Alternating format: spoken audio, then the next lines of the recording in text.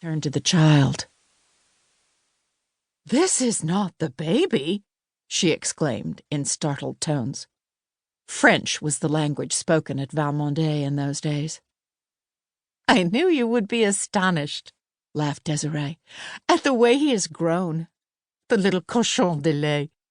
Look at his legs, Mamma, and his hands and fingernails. Real fingernails.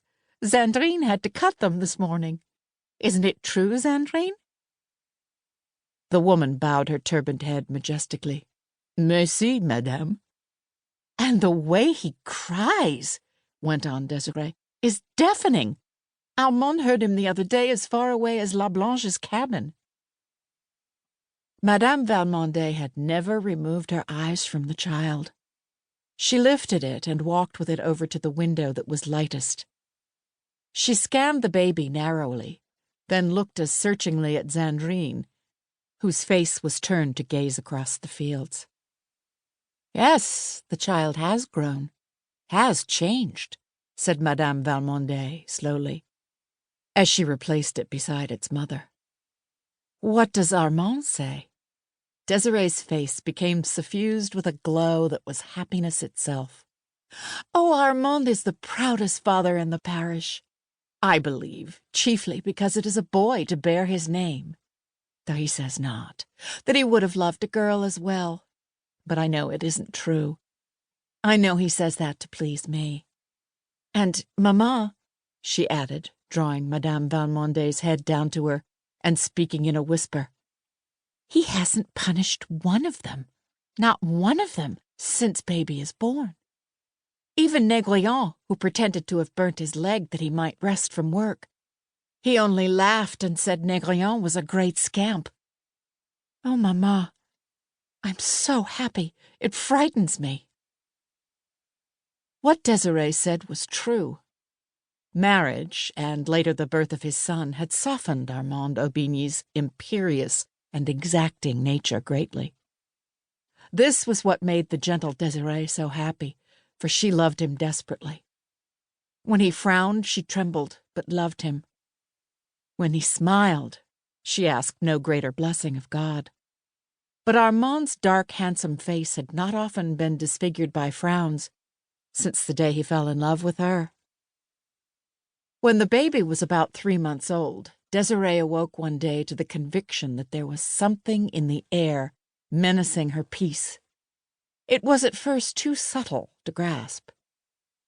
It had only been a disquieting suggestion, an air of mystery among the blacks, unexpected visits from far-off neighbors who could hardly account for their coming.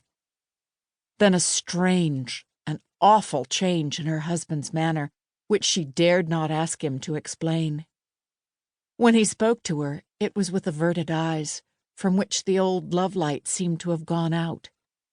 He absented himself from home, and when there avoided her presence and that of her child, without excuse.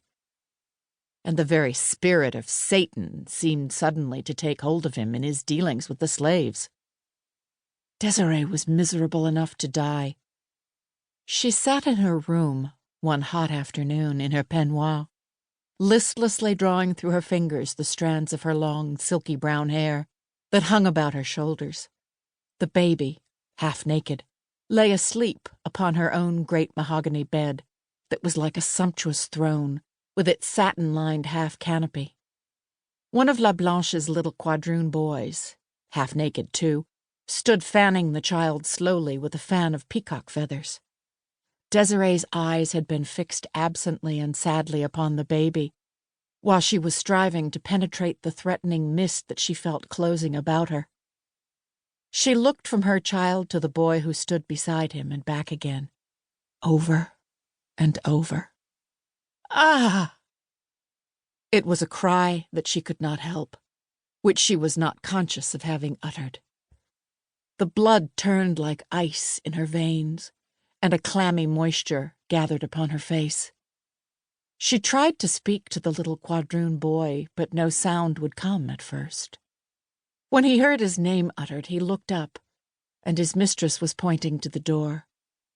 He laid aside the great soft fan and obediently stole away over the polished floor. On his bare tip